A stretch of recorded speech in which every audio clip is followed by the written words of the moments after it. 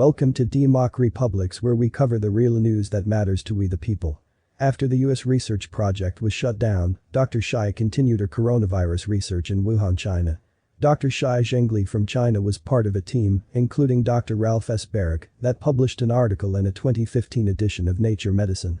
In the article they discussed bat coronaviruses that showed potential for human emergence. The article was published in 2015. This report was published shortly after their project was defunded by the U.S. Department of Health and Human Services, HHS.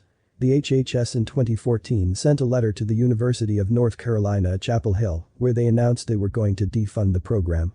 Dr. Ralph S. Baric was identified in the letter. After the work stopped in the US, the Chinese moved forward with the project and ran research and development in Wuhan at the Wuhan Virology Center.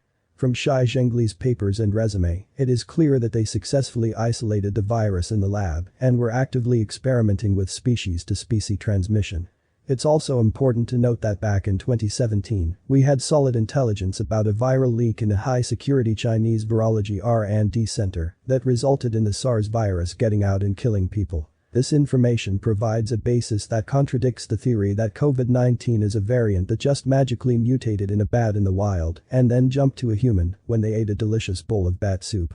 From all of the published research papers that relate to this project going back to 2014, it's clear that COVID-19 was already in a lab.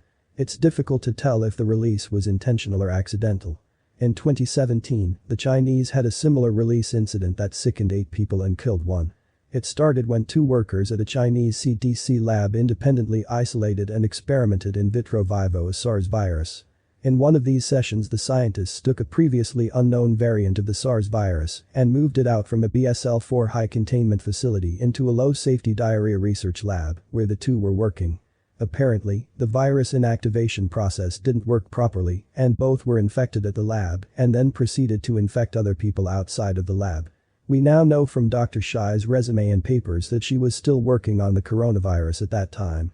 According to National Review, on December 24, 2019, the Wuhan Institute of Virology posted a second job posting.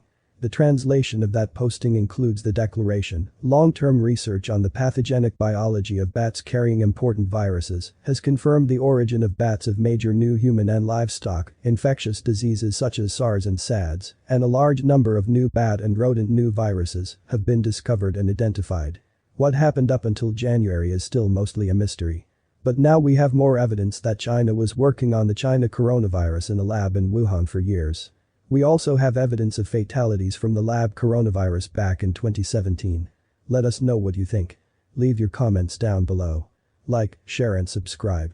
And check out DEMOCREPUBLIX.com for the latest in news. Until next time. We live in a alien nightmare.